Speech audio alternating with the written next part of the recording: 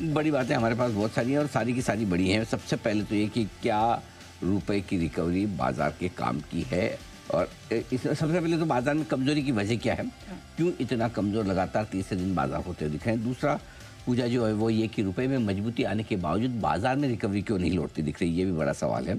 इसके अलावा अब जो गिरना था गिर गए, इतना नीचे आ गए, 25,800 के पास है। अब अगला बड़ा मजबूत सपोर्ट कहाँ है, निफ्टी में भी और बैंक निफ्टी में भी, जब 58,800 के करीब हैं आप। किन लेवल्स के नीचे बंद होने पर खतरे बढ़ेंगे और ज़्यादा गिरावट के, रिकवरी आई तो कितनी और होगी कितनी टिकाऊ, ये भी आपके सवाल हैं। और उसके अलावा स्टॉक स्पेसिफिक एक्शन तो आपके लिए ही है, स्टॉक इन एक्शन हम आपके सामने रखेंगे ही रखेंगे। लेकिन ये कुछ बड़े सवाल है आज 5, जिनके जवाब लेने की कोशिश करेंगे हम। बिल्कुल, तो ये हैं कुछ आखिरी घंटे के बड़े सवाल। लेकिन फिर सर पहला सवाल तो यही होगा कि बाजार में जो कमजोरी है उसके पीछे वजह क्या है? वजह मिल गई, पता चल गई जी। हाँ, और पता इस वजह से चली कि आज सुबह एक बार रिकवरी आई थी बाजार में, और इस रिकवरी से ही पता चला कि गिरने की वजह क्या है। ओके, तो पहली और जो सबसे बड़ी वजह बाजार में गिरावट की पता चली है वो ये है कि एफआईएस की बिकवाली ही बाजार में इस वक्त गिरावट की सबसे बड़ी वजह है, और सबसे बड़ी बात। दूसरा, पिछले 2 दिनों से घरेलू फंड ने खरीदारी का आंकड़ा थोड़ा छोटा किया है। खरीद रहे हैं लेकिन 1,000-2,000 करोड़ की रेंज में चल रहा है पिछले 3 दिनों से, बड़ा नहीं खरीद रहे हैं, ये दूसरा। तीसरा, रिटेल इन्वेस्टर्स, इनको तो बेचना ही है, खरीदना बिल्कुल है नहीं। मतलब वो बाय ऑन डिप्स वाला और वो सारा चीज़ तो खत्म हो गया, और स्पेशली मिड कैप और स्मॉल कैप गिरने में आगे रहते, बढ़ने में धीमे और पीछे, तो इसलिए रिटेल को भी बेचना ही। तो रिटेल से तो आप उम्मीद ही मत रखो कि वो आके खरीदेंगे। लोकल फंड्स खरीद रहे थे लेकिन थोड़ा कम, और एफआई ने अपनी बिकवाली का प्रेशर थोड़ा सा बढ़ा दिया। तो ये 3 बड़े कारण हैं जो आज आपको कमजोरी दिखा रहे हैं। चौथा बड़ा कारण था रुपए की कमजोरी, और रुपया 4 दिनों से लाइफ लो बना रहा था, ऐसा लगा आज 5वें दिन भी बनाएगा, ठीक है। और लेकिन अनएक्सपेक्टेड रुपए में आई एक शानदार रिकवरी, और ये रिकवरी आने के बाद एक जैसे रुपए में एक करीबन 1% की रिकवरी आई। रिकवरी आते हमारे बाजार भी रिकवर हुए, 25,850 से 25,925 तक पहुंचे।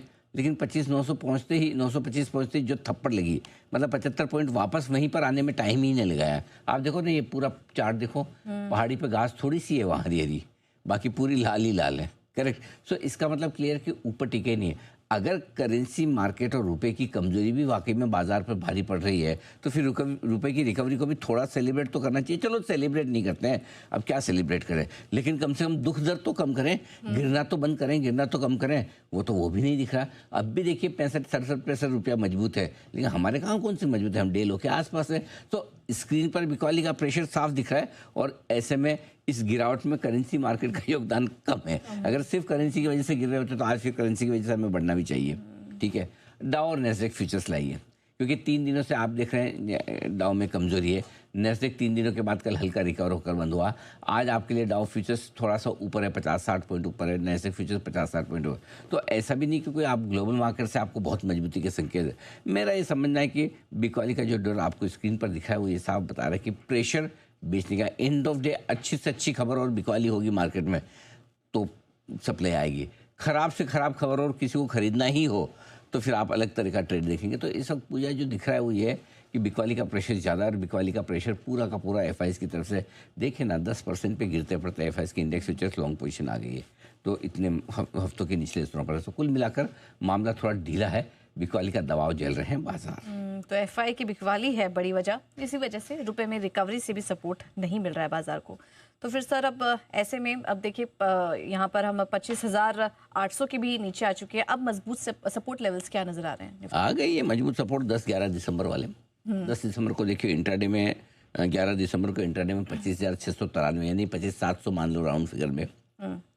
10 दिसंबर को क्लोजिंग थी 25,758 की, यानी 25,750 मान लो। सो उस आखिरी सपोर्ट रेंज में आप घुस रहे हैं जो कि है 25,650 से लेके 25,750 की निफ्टी पर। बैंक निफ्टी के लिए जो लेवल से इंपॉर्टेंट, 24 नवंबर का लो बनाया था बैंक निफ्टी ने इंट्राडे में 58,650 के आसपास का, और 25 नवंबर को लो बनाया था 58,825 का। ये क्लोजिंग बेसिस पे था। अभी पिछले हफ्ते 10 तारीख को हम 58,960 का लो बनाकर बंद हुए थे। 11 तारीख को 58,800 का लो बनाया था, तो कुल मिलाकर 58,650, 58,825 ये बैंक निफ्टी का आखिरी सपोर्ट रेंज है। तो निफ्टी और बैंक निफ्टी आखिरी सपोर्ट रेंज की तरफ तेजी से बढ़ रहे हैं, ये मान के चलिए। इस रेंज के नीचे बंद होने पर आपके लिए कमजोरी का संकेत बढ़ेगा। अब कमजोरी में एकदम आप ये लेना चाहें तो 25,700 और 58,800 हो जाता है आपके लिए, इसके नीचे बंद होना खतरनाक है। थोड़ा सा सेफ्टी चाहें तो 25,650 और 58,650 इसके नीचे बंद होने पर कमजोरी बढ़ेगी। तो आज 3:30 पर हम कहाँ हैं, ये ज़्यादा इंपॉर्टेंट है आपके लिए। बिल्कुल, तो आज की क्लोजिंग काफ़ी इंपॉर्टेंट होगी। चलिए आगे बढ़ते हैं, वक्त है जाने का स्टॉक्स इन एक्शन। एक मिनट, जी रिकवरी का तो पता ही नहीं। अगर रिकवरी आएगी तो होते हुए बताना पड़ेगा ना। बिल्कुल जी। हाँ, रिकवरी आई तो ऊपर में 25,900, 26,000 ये सप्लाई जोन है, यहाँ पर आकर अटक जाएगा निफ्टी। और 59,125, 59,350 की रेंज में रिकवरी में बैंक निफ्टी भी अटकेगा। तो ये रेंज है। रहा सवाल मिड कैप स्मॉल कैप शेयरों का, इससे पहले पूछा आप पूछे, मैं खुद ही बता दूं कि वो ये है कि अभी माहौल में ढीला है, ज़्यादा है ना, मतलब नहीं कोई खास, छोड़ दीजिए उसको। ज़्यादा कूद के खरीदने की ज़रूरत नहीं है। बन नहीं रहा पैसा, मतलब लेने के बाद आपको आसानी से कमा के दे ऐसा कोई स्टॉक दिख नहीं रहा। उल्टा ये है कि लेने के बाद आपको सेकना पड़ता है, रुकना पड़ता है, इंतज़ार करना पड़ता है, फिर आपका भाव आए, फिर आप एग्जिट करते हैं। कमाने की तो बहुत दूर की बात है। इसलिए mid cap small cap share में एक्शन बिल्कुल है ही नहीं तेजी का। हाँ, अब आप पूछिए, क्या पूछिए सर, स्टॉक्स इन